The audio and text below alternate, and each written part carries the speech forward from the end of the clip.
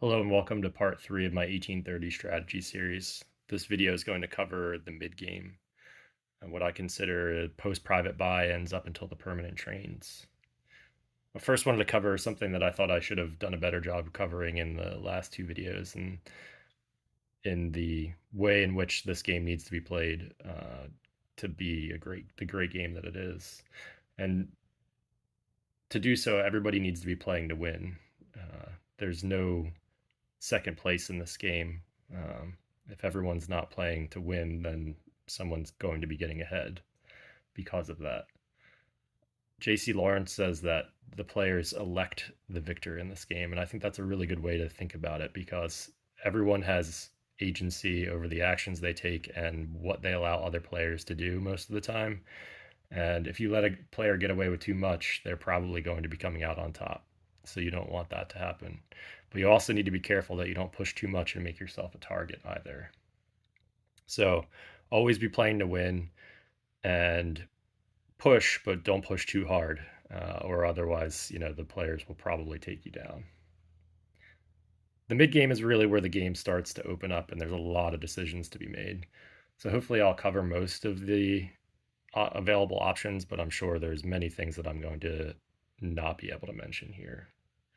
So in the earlier video, or in the private buy-in video, we talked about a short and long 2T phase and why you might want to do those. And today we're going to deal with the repercussions of what you can do with that money once you have it, depending on how the 2T phase went. So first we'll cover a short 2T phase. So the 2Ts may have never run, may have run once, something like that. The players generally have two options with their newly acquired money. First would be to start a new corporation. In a short 2T phase, probably only the CNA player will be near starting a company at any respectable amount for a par value. The M&H player will likely be only to par, something at 76 or 82, if they sell down to a bear presidency, depending on how things go. And that's likely not ideal for them.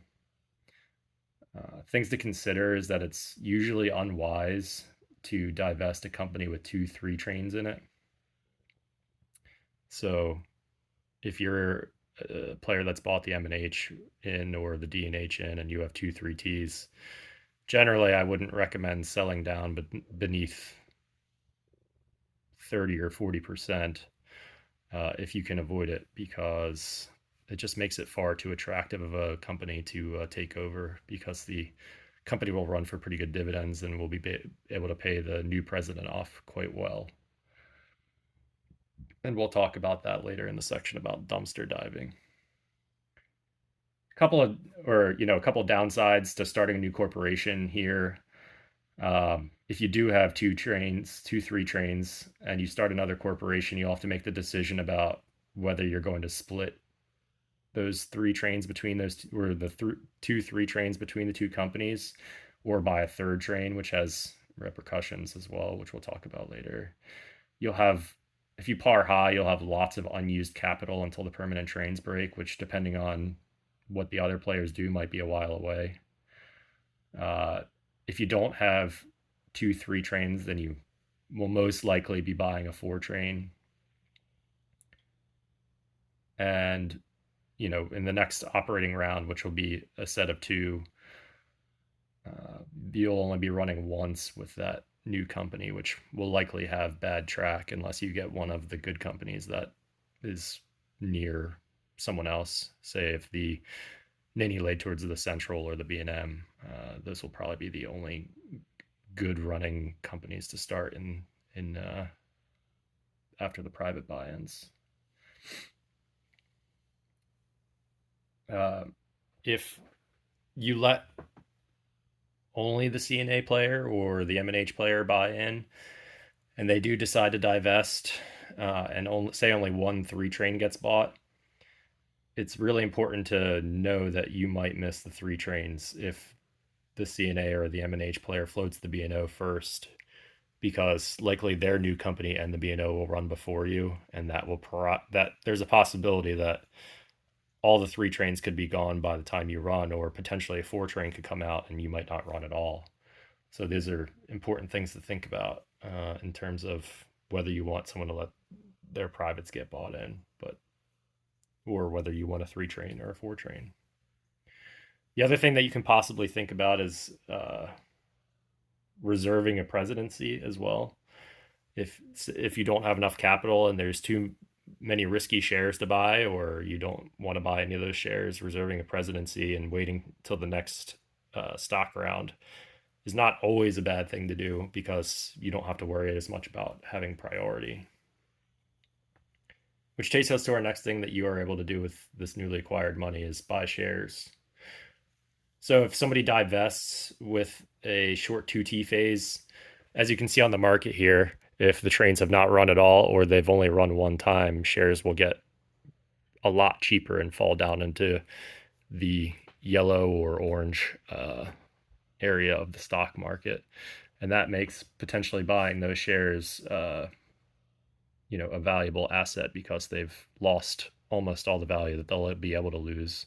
The lowest that they'll ever be is $10. So if they fall down to 40, the most you'll ever lose is $30. If no one starts a corporation, the problem is the person with the biggest buy-in is probably going to give up priority. And when everyone buys in or everyone decides to divest those shares the next stock round, they will get the worst available company. So be aware, if you're the person that bought the CNA, and that if you're buying shares, likely you'll be last in priority because you'll have the most shares to buy. And additionally, in regard to giving up priority in this phase, these shares are going to get sold.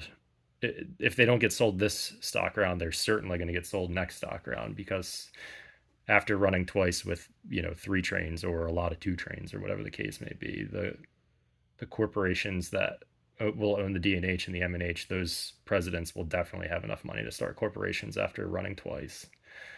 So make sure the dividends are worth the potential fall in share value, and make sure that if you need to be able to sell those shares, that the market won't be able to be full by the time it gets back around to you, especially if you're last in priority.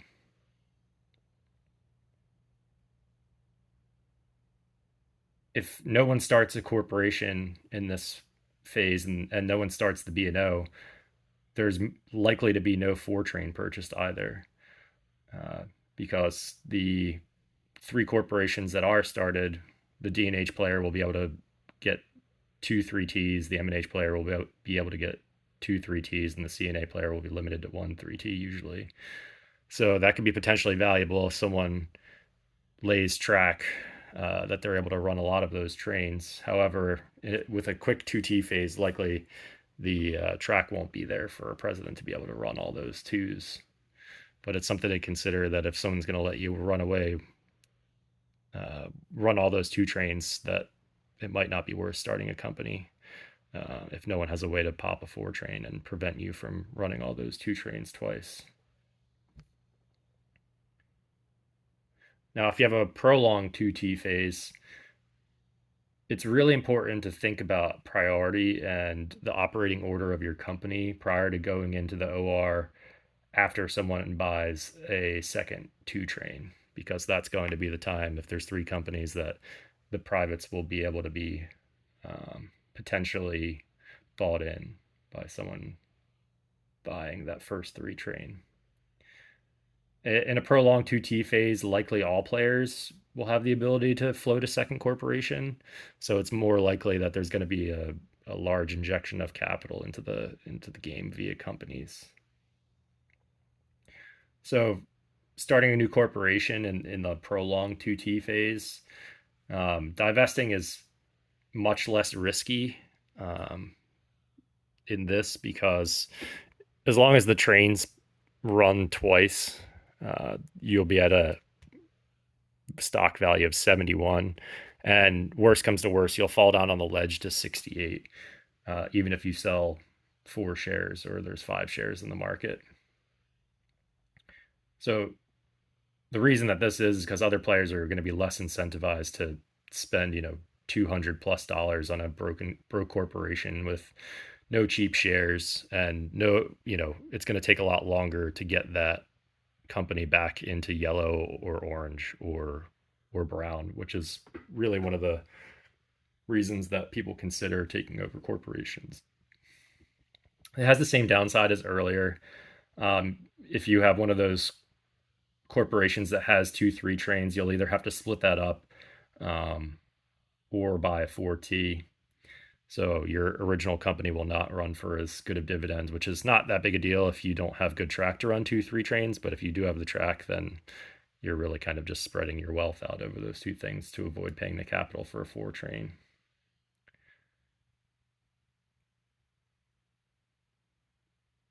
Uh, in a prolonged 2T phase where the theoretically the 3 trains are all gone, that you know that half the 4Ts are going to be bought by uh, the B&O player because they don't have a train and they'll need one, and whatever corporation that the CNA player starts because they'll only have one 3T.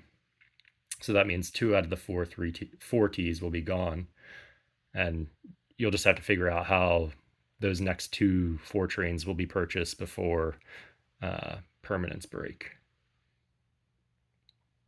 So the upside to starting a corporation in a prolonged 2T phase is that share value is preserved because most likely everyone's going to be on the ledge of your original corporations.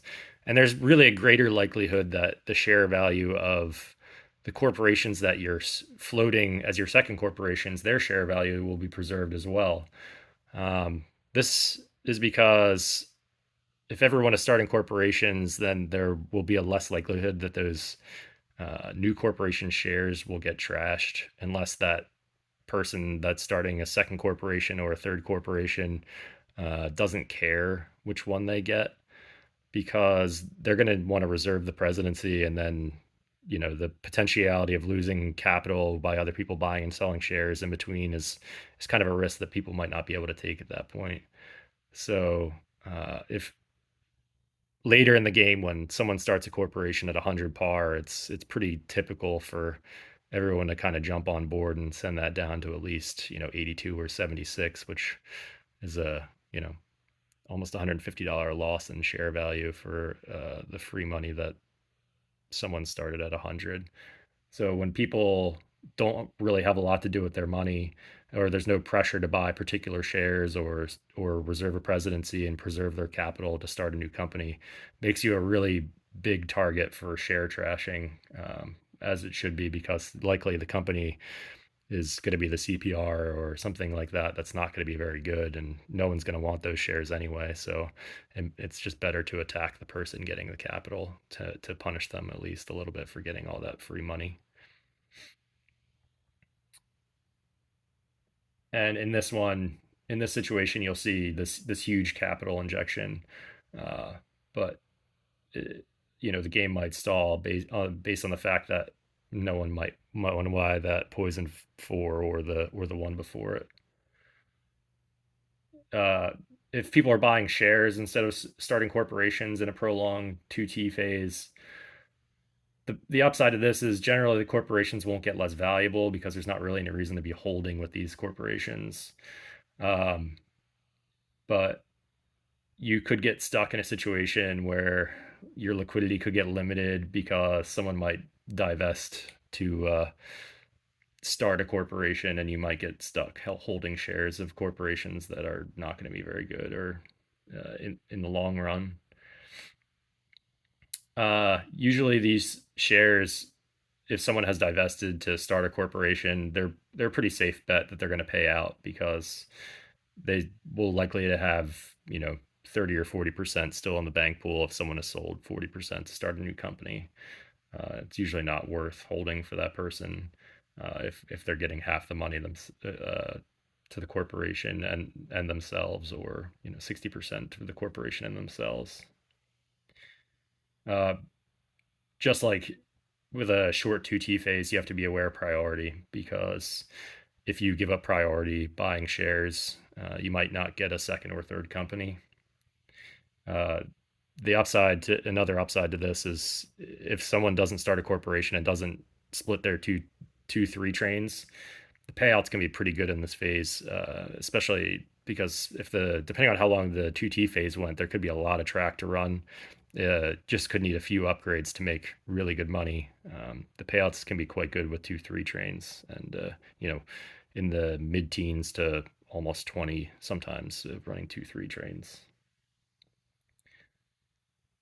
If the B&O, if someone starts the B&O and in the like 3 or 4 range, it's usually a pretty safe share to buy as well. So that's something to consider. Because they don't have another corporation, it's really hard to shuffle money out of there. It's really hard to make the B&O bad by um, buying a lot of terrains or tokens. It's really hard to empty the treasury and to make it an unattractive company. So even if it gets dumped on you, um, unless they buy like 334 or something, usually there'll be a way to rectify the situation. And so it's a really good company to own in the long term, especially if the CNA player opens it and then trashes, well, it helps open it but can't control it and then trashes it down to 76. Those are really good shares to try to hold throughout the whole game, because likely it's going to acquire a cheap permanent train and run for pretty decent money along the way with no risk. So that's pretty much the ways in which you can spend your money. If you start a second corporation, then one of the main things to think about is how to shuffle the money between the two companies that you have.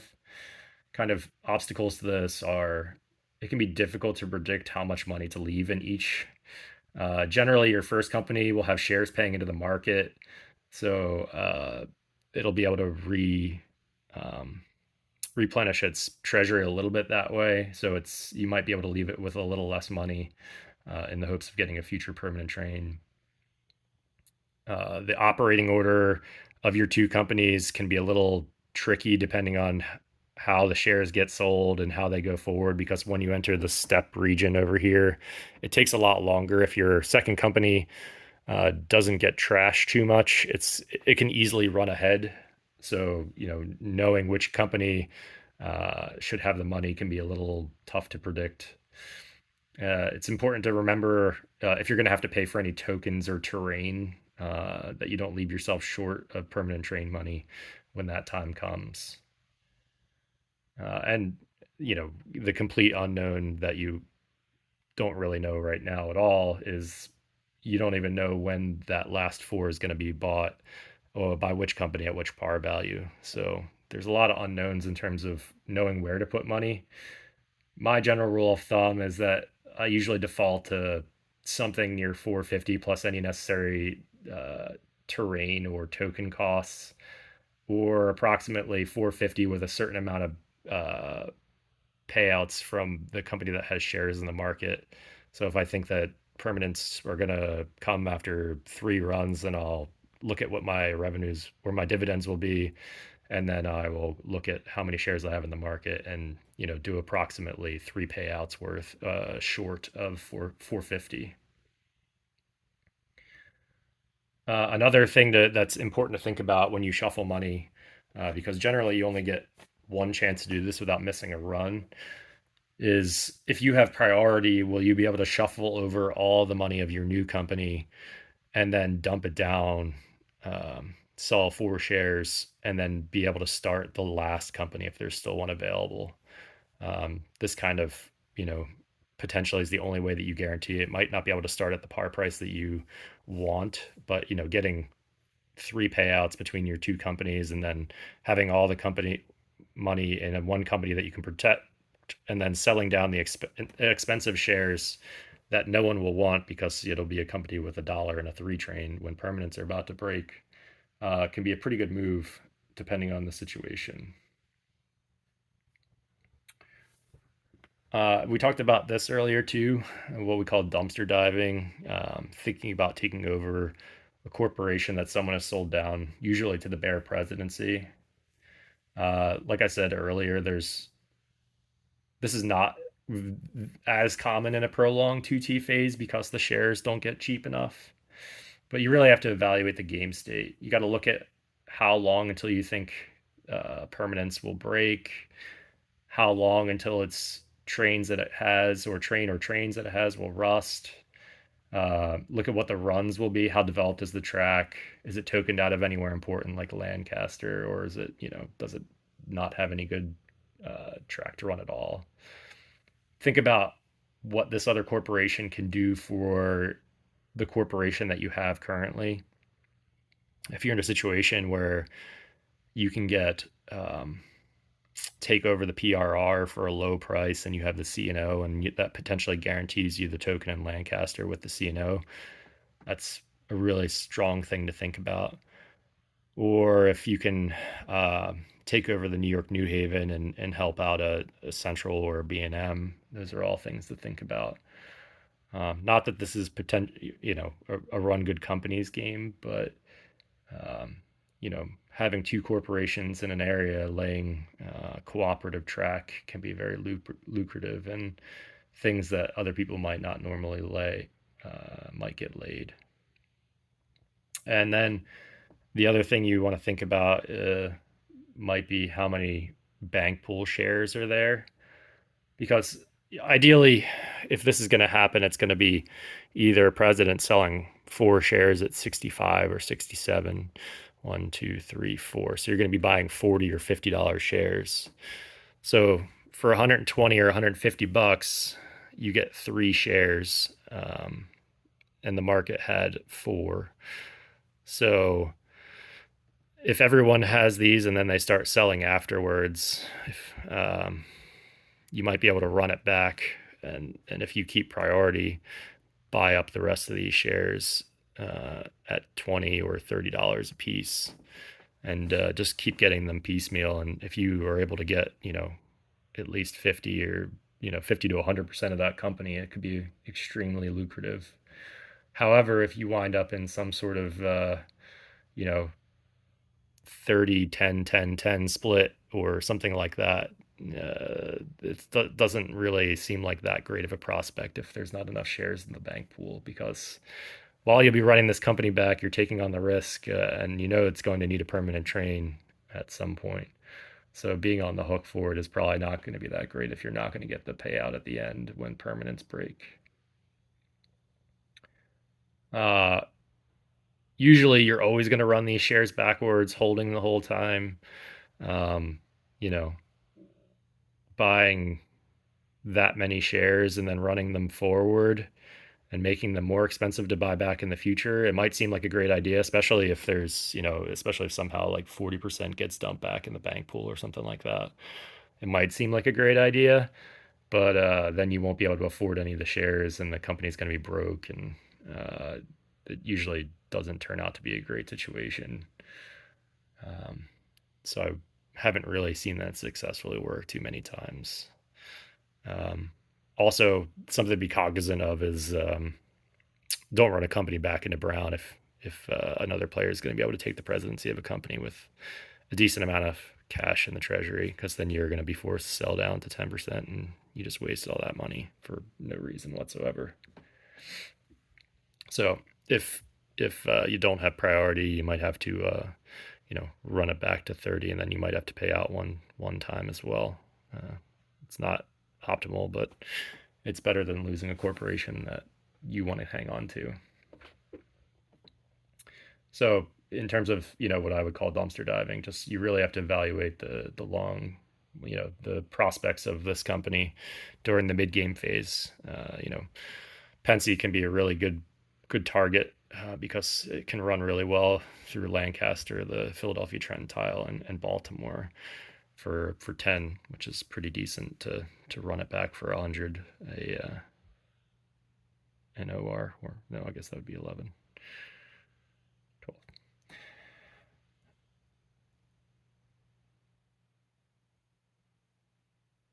And I know that we've talked a lot about how the Baltimore and Ohio private's not very good, and the mid game is kind of when you realize how kind of mediocre the Baltimore and Ohio really is.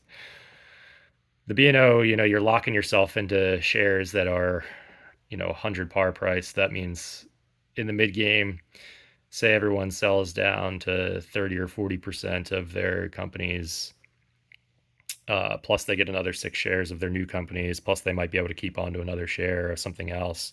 So, everybody else is going to have 9 to 12 shares paying out really good dividends in the mid game here. And you're likely going to have 5 or 6 B&O shares, and that's it to your name. And the B&O is a real low risk company, but because it's usually just able to buy a permanent train and just keep running with low out of pocket expenses unless you do something really radical. So basically, you're just hoping that everyone just kills themselves and you kind of skate by. But being locked into the $100 par price as your only company is not great. So, but at some point you need to start it or it's going to get started for you. I used to think about starting the B&O during the 3Ts as kind of the optimal phase. The 3Ts really gives it a chance to usually beat the C&O out for the Lancaster token if it wants to, which I thought had a lot more relevance on the game. The Lancaster token is kind of one of those great things.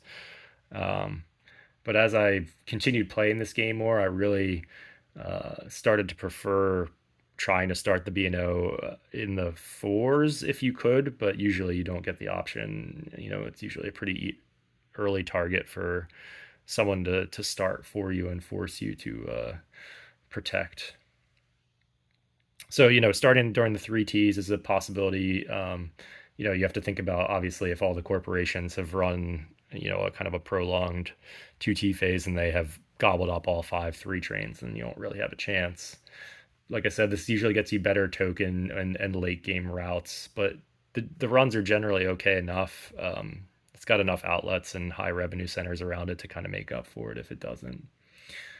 There is kind of a track thing to think about here, because usually the B&O, a lot of people kind of ignore this when they play this on paper the first time. The B&O private prevents these 2 hexes from being laid.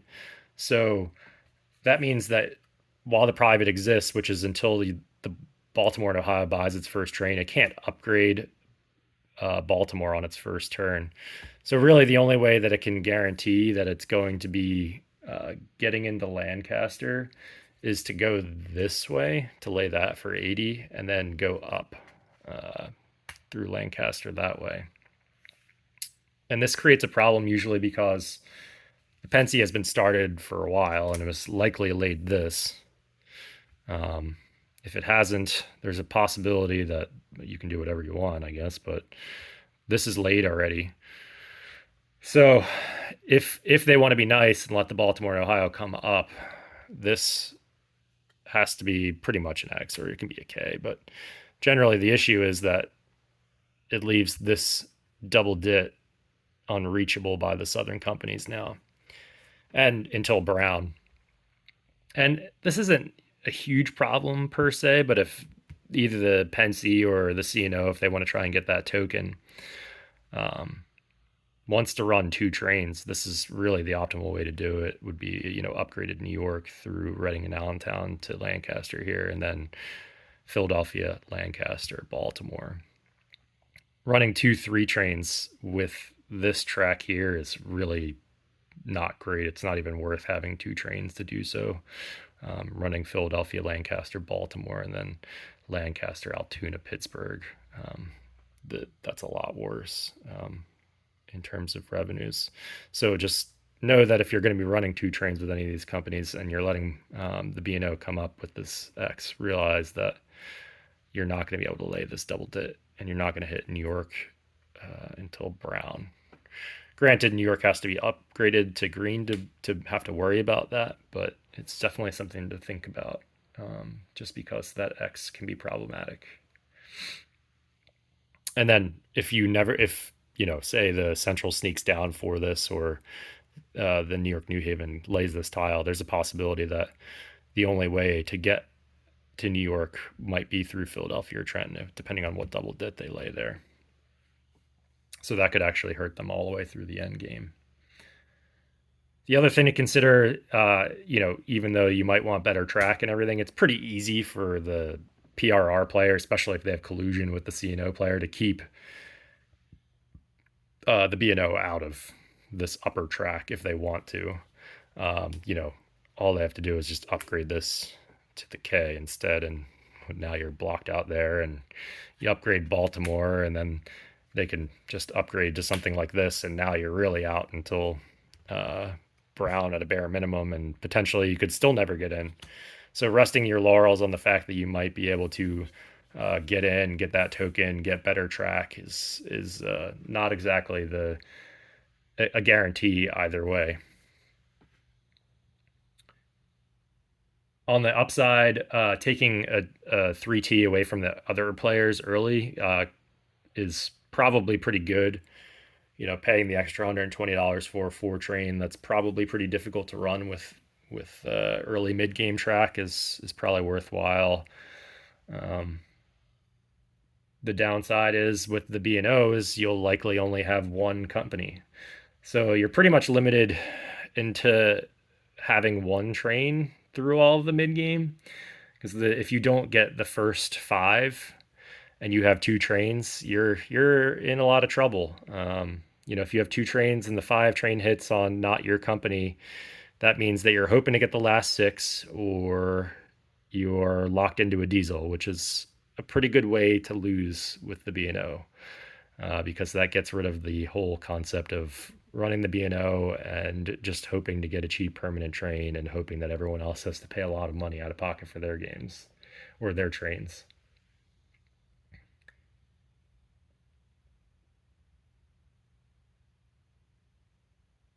Um, you know, if you open the B&O yourself, you can usually avoid the inevitable share hit that you'll take if other players start your corporation too. So it's pretty much a guarantee that someone else is going to try to start your company. So if they're able to buy up to 4 shares, and then you have to buy up to 4 or 5 shares to protect it, that means you're going to be taking 20 24 or $29 hit depending on what happens per share, which makes your investment even worse in the B&O, because you just paid $220 for something that's now worth 142. Granted, those shares will pay shortly into the treasury before the other 2 players, and then that player buy them up the next stock round or that stock round. Because, like I said earlier, the B&O is an easy target to get cheap shares with low liability. The thing to think about also is if you do buy 2 trains with the B&O in the mid game and you do get a good token or a reasonably good track, it can run for a lot of money. So it's $50 home and green and hits the Philadelphia Trenton tile and the Deep South. It can be pretty good, but it's a lot of liability in the long term. Starting on the 4T, I think if you can somehow avoid all that and start and buy the first 4 and the 5, you're like golden. The first 4 and the 5 with the B&O is so good. Um, Even if it obviously it's going to have like literally no track laid for it, but it's not long until it gets just it's a juggernaut. If as long as there you don't run into like a situation where someone has to fall on a diesel right away, which doesn't if even if they do, you might be in a winning position anyway, because then the other players might be falling on a diesel as well. But you start off with no liability. You were able to ride that $30 private income for a long time, and you probably avoided share trashing as well if you're buying 4 or 5. But usually it's not going to happen. Usually I think the case is that you'll be probably buying the first 4 or somewhere close to the first or second 4, because um, someone will force you to defend the company, because it is usually the best available or second best available company to take over after the privates have bought in. Uh, Generally, you have no chance of getting a Lancaster token if you're opening during the 4s. It's possible, but not probable. Routes are good enough anyway. Uh, not having Baltimore as a revenue center for the other companies makes them weaker in the mid game too. So it's another reason why the PRR probably or the CNA player, which generally has the PRR or not maybe, but generally the PRR player will want the BNO to start because they want to be able to hit Baltimore as a revenue center at 50. And once again, running a prolonged mid game with only one 4T, it's easy to fall behind on dividends compared to the companies that have two. But BNO's a pretty good company in the mid game. A couple things, a lot of people when they start this game, they read about share trashing and they think that that's kind of something that needs to be done in 1830. One of the ways to win, one of the ways the game is mean. Um, there's a lot of things that happen because you share trash. So it's not something that you should just be like, oh, a corporation starts or I have extra money, I should just trash this. Uh, if you should be doing it for a reason and always thinking about the reasons that you do things. So if you want to reduce the liquidity of a president, share trashing might be a way to go about that. Fill the market, less shares that president will be able to sell. Conversely, that also increases the corporate treasury because those shares that are now sitting in the bank pool will pay out to the corporation. But the biggest problem with share trashing that people really don't think about is how much you're helping your fellow players. Putting a whole bunch of cheap shares in the bank pool is huge for other players to be able to buy at a discount. And then they hurt everyone because they just hurt you because you're not able to buy those shares now. And they hurt the president because those shares are no longer able to pay from the bank pool into the company. So the way that I think about what selling shares that aren't my own is that I generally only do that if I want to reduce someone's liquidity, be able to like really limit their ability to start a company at a particular par price. Or more importantly, is in the, late game when operating order is hugely important as to when the permanents are going to be bought. Which we'll talk about in the next video more, which is probably the most important part of the game, is the operating order and breaking the permanents. Something to think about in terms of um, problematic things heading into the late game is owning three trains between two corporations. So if you have two corporations and three trains, that means when permanents break, you only have one slot for a permanent train, and obviously you have two companies. So um, it's always good to make sure to be looking to if you see permanents are coming up and you want to have two slots to be able to buy those trains, and you think if you have say two threes and a four, which you're in the mid game, you're like, oh, I'm making huge dividends. I'm you know running this route, Lancaster to New York and Philadelphia Trenton to Baltimore, and you're like, I can't give up two three trains in there, or you're um, double tapping New York through this way, um, that way, and you're like, oh, I'm running for crazy dividends, and you're like, I have to buy a four train to keep those dividends up. Those are choices to make, but you got to be sure that you got space for those two trains if you're going to have the money to be able to do so. So make sure that before the set of ORs that the permanents are going to start coming out, that you're able to shuffle that third train into one corporation so that you can discard it to the bank. If you don't, that means you're either getting the last six or a diesel. So just be cognizant of the train limit for when permanents break. It's especially if you don't get a third corporation, having three trains between two corporations is very difficult to handle, and you likely are not going to get two permanent trains, two of the cheaper ones. So just be making sure that the dividends in the mid game are going to be worth the potential expenditure of a permanent train later in the game. And the same goes for, I guess, the the same principle as to the B&O having two trains, because it's likely to not be able to get a second corporation and get train locked if it does if it doesn't if it has two trains. Something that happens in a lot of like quick games to also be cognizant of, people kind of think poorly about the four trains in this game. Especially the last one is usually worse because it might only run once or never run, depending on what the situation is, in terms of if someone's going to be on the hook for a diesel. But a lot of games that are more aggressive wind up having what we in our group call semi-permanent four trains. And this is because the way that the trains shook out, every company will have either a five, a six, or a four between them.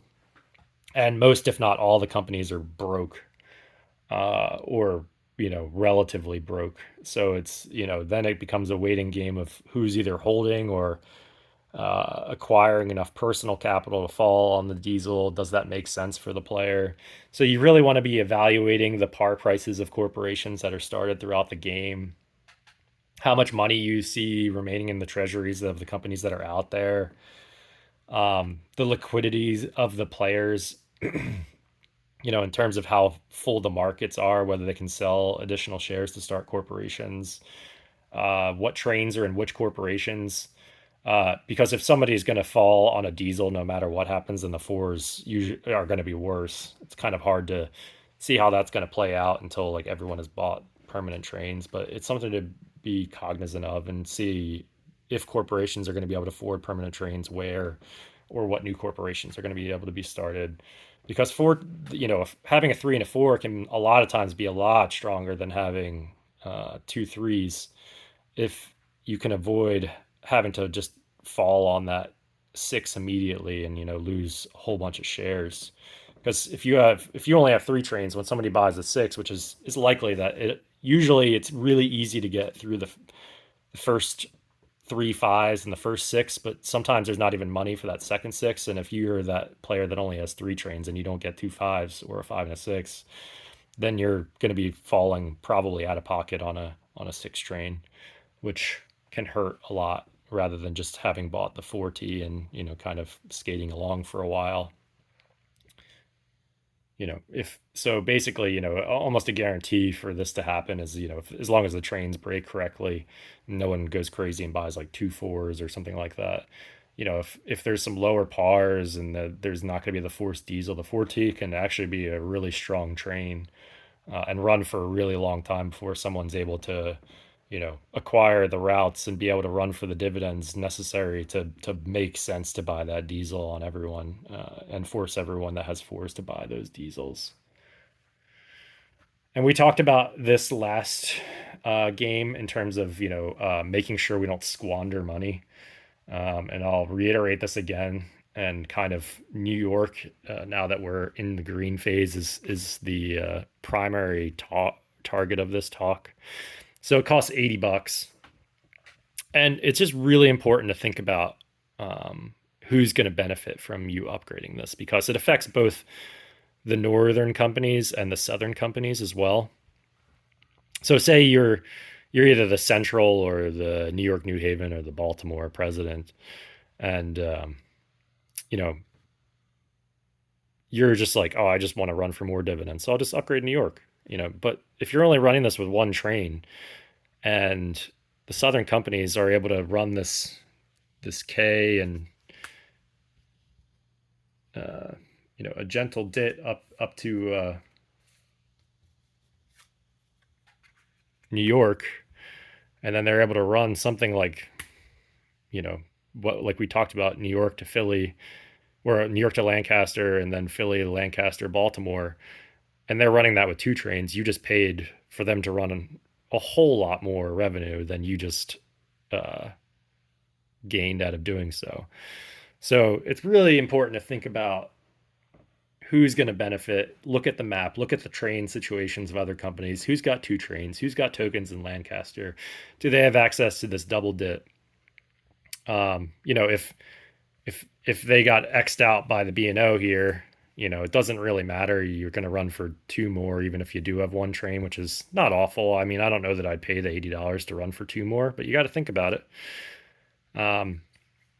However, if you're in a situation, because they won't even be able to reach that until Brown, which is not a big deal. But if you're in a situation where you need to upgrade New York to get your other corporation, the B&M, into this side of New York to get any decent run, or you need to sneak the Central down into New York to have a decent run from this Western hex here, then those are situations that are kind of an oh well. And if it benefits the South, then it benefits the South. But running New York to only run one train for two more and giving the South access is something to just be cognizant of. How long are those 2-3 trains going to run? $80 is about 17% of a permanent train. So is it worth 17% of a permanent train to get $2 more in dividends? So the last thing you want to do is upgrade New York and then miss out on a permanent train by some amount of money, or then have to hold instead and miss out on a whole payment and then fall backwards to wind up affording that permanent train to get that small boost in dividends, unless there was an express reason that you needed an extra, small amount of money in your personal money to get a particular par price or something like that. That would be beneficial to your other company. And another thing about being mean in this game, in terms of track, is just really think about, once again, don't just default to 1830 is a mean game and you have to play it and be mean to everyone all the time. This is a diplomatic game as well, and also it's a game that there's mutual benefits to having good track. We talked earlier about how it's easy to keep the B&O player out. You lay that track, it makes it hard to get up that way. You can lay something up north pointing that way, and you keep them out till Brown at least. But you have to think, do I want some of this $50 revenue center?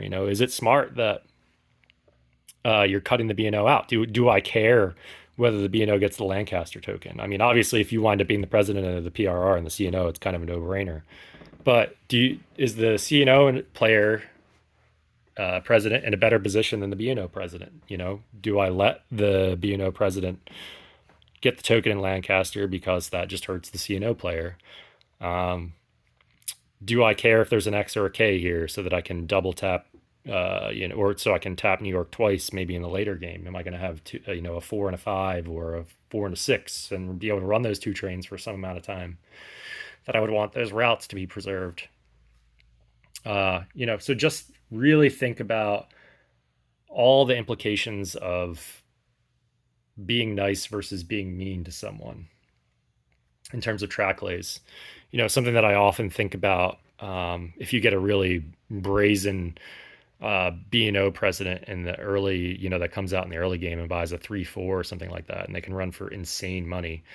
If I'm the PRR president, I'm thinking about, am I ever going to run two trains? Because if I have a K in Lancaster and I have a DIT that preserves my run to New York, I think about laying this. This is pretty much the default way to lay the token or the tile in Philadelphia Trenton, because this allows the potential for the Lancaster companies to run New York twice in Brown, because you can get this gentle going up to New York.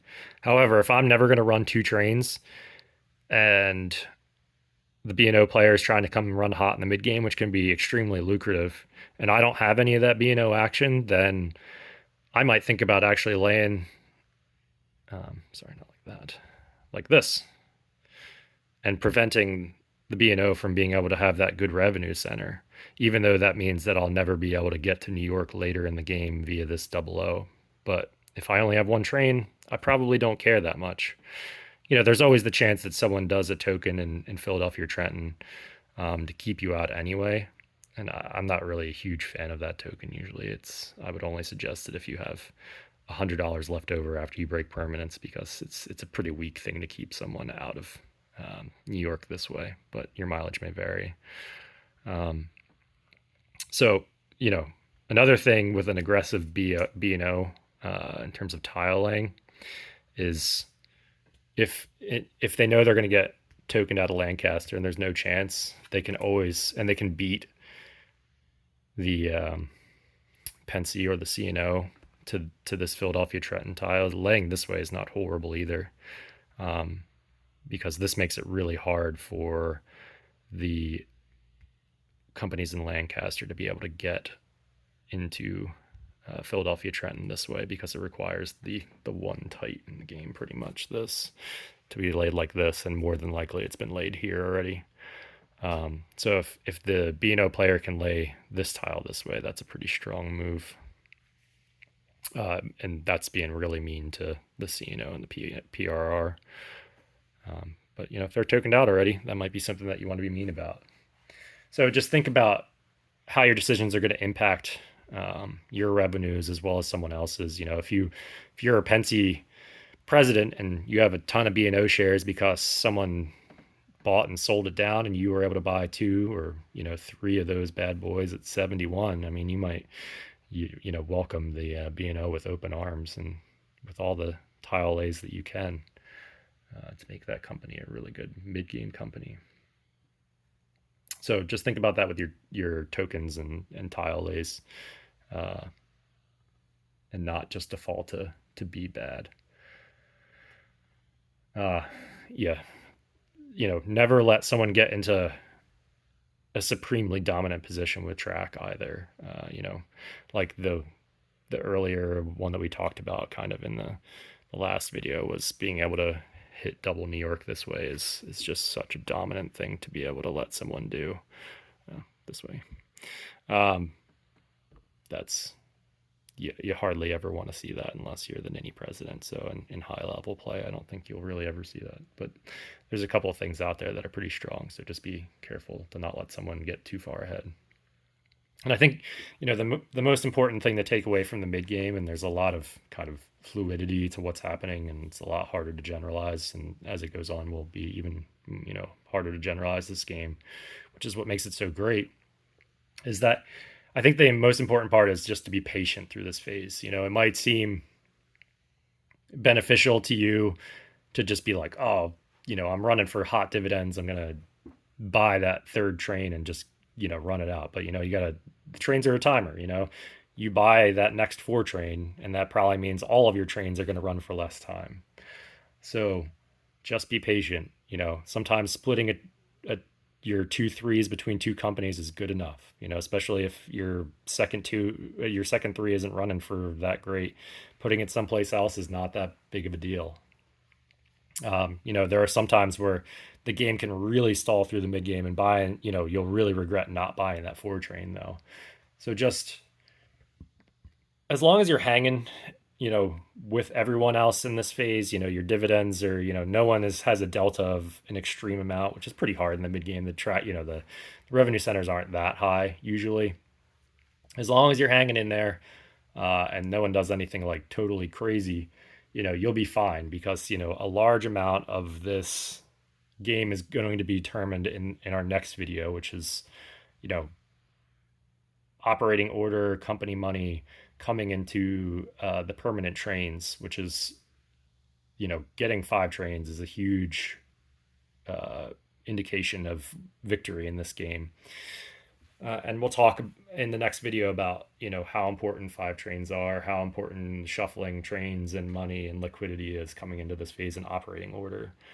But just be able to hang in there with everyone else. Be careful of priority deal all through this phase, and be careful of your liquidity. And then you'll be set up to be competitive in coming into the permanent trains, which is what the mid game is all about. So I hope you found this video helpful, and until next time.